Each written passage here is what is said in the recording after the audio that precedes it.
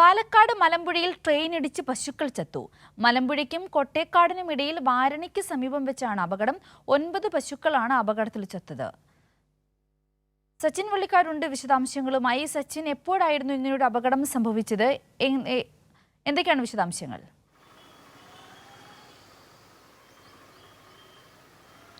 സിന്ധൂരി, ഇന്ന് പുലർച്ചയോടുകൂടിയാണ് പാലക്കാട് ദാരുണമായ സംഭവം നടന്നിരിക്കുന്നത്. പുലർച്ചയോടുകൂടിയ ഒരു കർഷകൻ്റെ 9 പശുക്കളെയാണ് ട്രെയിനിടിച്ച് ചത്തത്.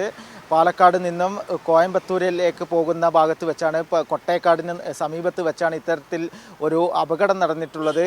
ഇന്നലെ ഈ മേഖലയിൽ മേയാൻ വിട്ട പശുക്കളാണ്. രാത്രിയോടുകൂടെ തിരിച്ച് വീട്ടിലെത്തിയിരുന്നില്ല. തുടർന്നാണ് ഇന്ന് രാവിലെ നോക്കിയപ്പോൾ ട്രെയിനിടിച്ച് ചത്ത നിലയിൽ കണ്ടെത്തിയിരിക്കുന്നത്. ഒരു കർഷകൻ്റെ, ക്ഷീരകർഷകനായിട്ടുള്ള ആളുടെ 9 പശുക്കളാണ് ചത്തിരിക്കുന്നത്. ഇത് വലിയ രീതിയിൽ തന്നെ റെയിൽവേയുടെ ഭാഗത്തു നിന്നും ഒരു അന്വേഷണം ആരംഭിച്ചിട്ടുണ്ട്. അതുപോലെ തന്നെ പോലീസും റെയിൽവേ ഉദ്യോഗസ്ഥരും എത്തിയാണ് ഈ ചത്ത പശുക്കളുടെ ജഡാവശിഷ്ടങ്ങൾ അടക്കം ട്രാക്കിൽ നിന്നും മാറ്റിയത്. നിലവിൽ ഈ ഉടമയ്ക്കെതിരെ കേസെടുക്കുമെന്ന് പോലീസ് അറിയിച്ചിട്ടുണ്ട്. കാരണം ഇത്തരത്തിൽ റെയിൽവേ പരിസരത്തേക്ക് പശുവിനെ മേയാൻ വിട്ടതിൻ്റെ കേസെടുക്കാനുള്ള ഒരു നിർദ്ദേശവും റെയിൽവേയും അതേപോലെ തന്നെ പോലീസും സ്വീകരിച്ചിട്ടുണ്ട് എന്നാണ് അറിയാൻ വേണ്ടി സാധിച്ചിട്ടുള്ളത്. വ്യക്തമാണ് സച്ചിൻ. പാലക്കാട് മലമ്പുഴയിലാണ് ട്രെയിൻ ഇടിച്ച് പശുക്കൾ ചത്തത്. മലമ്പുഴയ്ക്കും കൊട്ടേക്കാടിനും ഇടയിലായിരുന്നു അപകടം.